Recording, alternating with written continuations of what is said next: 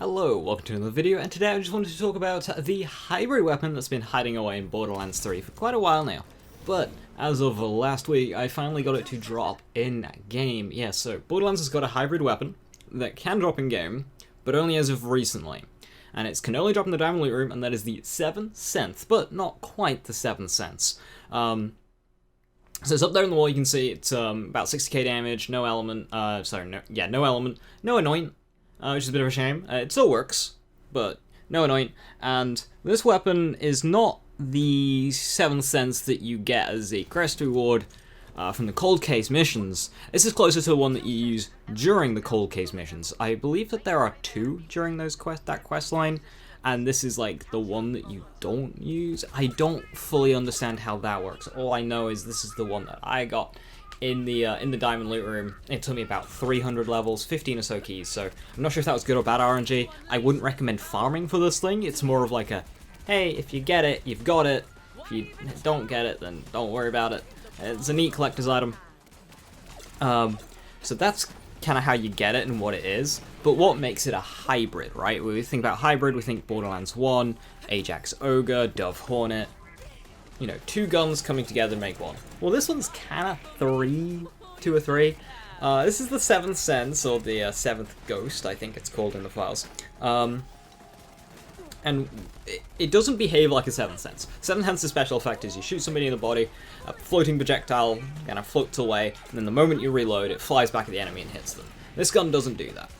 7th sense also doesn't have any ammo regen parts to it. Like, crit doesn't give you ammo back like a core weapon. This one, however, does not have that body shot effect that the 7th sense does, and it actually behaves more like a King's and Queen's call. Nothing happens on a body shot, but on a crit you get the call sound effect, it creates 3 ricochets, and you get 3 ammo back, and it only consumes 1 ammo per shot. So at a 12 mag, a 10 or so fire rate, and 3 returned on a crit, it means it's incredibly nice to use. Very, very ammo efficient. It's not like the King's and Queen's call where you miss 2 bullets and like you're reloading. No. You can proper spam this away. It's quite a lot of fun, I will say. I did enjoy my time using it, despite it not having an anoint. And then it's also got rogue sight elements. It's got a one-time scope to allow you to navigate the maze in DLC 2. And it like reveals the rogue sighty stuff during those missions. It's kind of irrelevant, but yeah, I've been calling this thing the Rogue's Call, because it's like a rogue sight King's and Queen's Call. It doesn't actually have any capabilities of the 7th sense outside of the name. Like, functionally, this is not a 7th sense. The only similarity this thing has to the actual 7th sense is the fact that it's called a 7th sense and it doesn't roll an anoint, which I suppose Rogue's Call doesn't either. Rogue sight doesn't either. So, yeah, I've been calling it a Rogue's Call. I actually do prefer it to the King's and Queen's Call, just because it is a lot more spammable. It's the 1 ammo per shot instead of 3. It's really nice to use. In terms of how good it is, though, that's the important thing. Like, okay, it's a great and all hybrid gun. It's kind of useless if you can't use it. Well, it's got enough power to get you through true melee 1 takedown and everything up to it. The only thing it can't really do is Guardian takedown, which I'm sure it can do. I've done Guardian takedown with a bloody Hellfire, for God's sake, but I wouldn't recommend it. Harder to hit crits. It's a bit, yeah, I wouldn't recommend that one. Also, because its damage relies solely on hitting those crits, getting those 3 ricochet pellets, getting the ammo return, getting the actual damage. COV mobbing is, I did an entire slaughter shaft with it. It went relatively smoothly, but I felt like I was brute forcing a lot of it. And yeah, Maliwan is where these guns are at home. King's Queen's Call, love it in Maliwan. Rogue's Call, love it in Maliwan, not so much COV.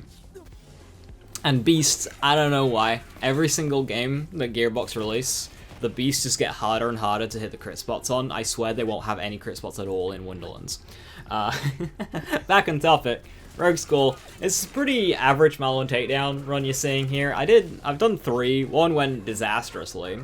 1 went really smoothly, that was on stream, it went very smoothly, and then there's this one you're seeing here, which I recorded for this video.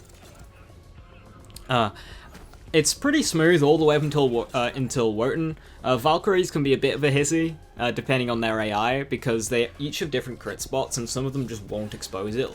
for a while, depending on what their AI chooses to do. Wotan, it's pretty smooth for Wotan up until it splits. And then when it splits, it's basically just carpal tunnel simulator. The bottom half goes down pretty reasonably, thanks to the open brain case. But the better half not having a crit spot, that was just spam. So yeah, that's the rogue skull. Let me know if you've gotten one. I imagine plenty of you might have, or pass it up, walled it. I mean, mine's going on my wall. I don't really have a sentimental pistol in that slot, so figured, yeah, I'll go on the wall. Thanks to Rose Gold, pretty cool. Hybrid in BL3. I mean, yeah, its existence is probably intentional, but the fact that you can obtain it is probably unintentional. Yeah, it's a cool gun. It's alright. So yeah, thank you for watching. Have a wonderful rest of your evening. Stay safe, stay awesome, and I'll catch you next time. Bye-bye.